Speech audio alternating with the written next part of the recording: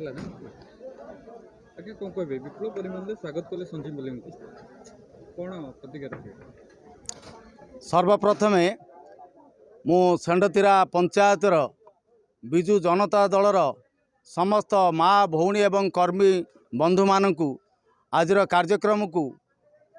ସଫଳ କରିଥିବାରୁ ଅଶେଷ ଅଶେଷ କୃତଜ୍ଞତା ଅଭିନନ୍ଦନ ଏବଂ शुभेच्छा जनाऊँच। ଆପଣମାନଙ୍କ ମାଧ୍ୟମରେ ମୁଁ କହିବାକୁ ଚାହୁଁଛି ଯେ ଆମର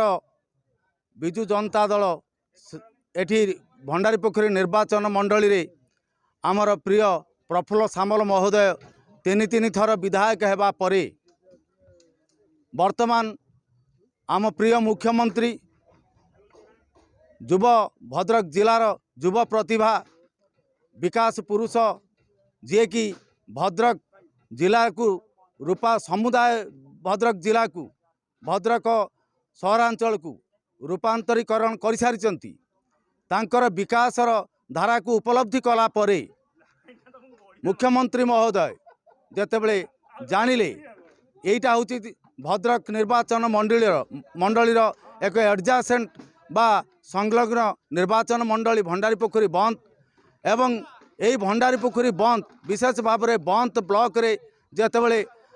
ओडिशार नवनिर्माता एवं आम ओडिशार प्रथम मुख्यमंत्री हरिकृष्ण महताब बिलंग करती आम माटीर विकास अधूरा रही से विकास को पूर्णांकरण करने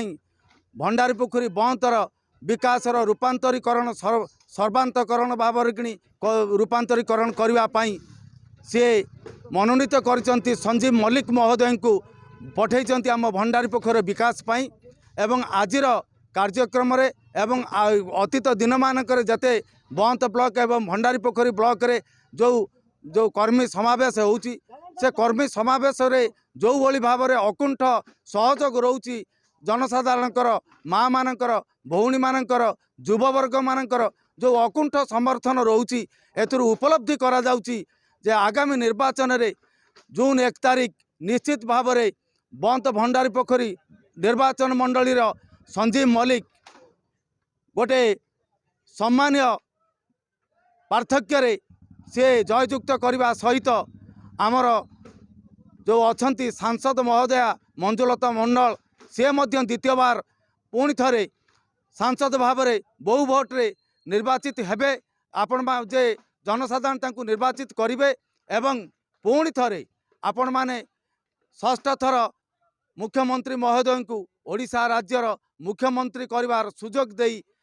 पुणी आम ओडिशा विश्व रेकर्ड करने पाई नवीन पट्टनायक को सुजोग देवे आपणक माध्यम रे मु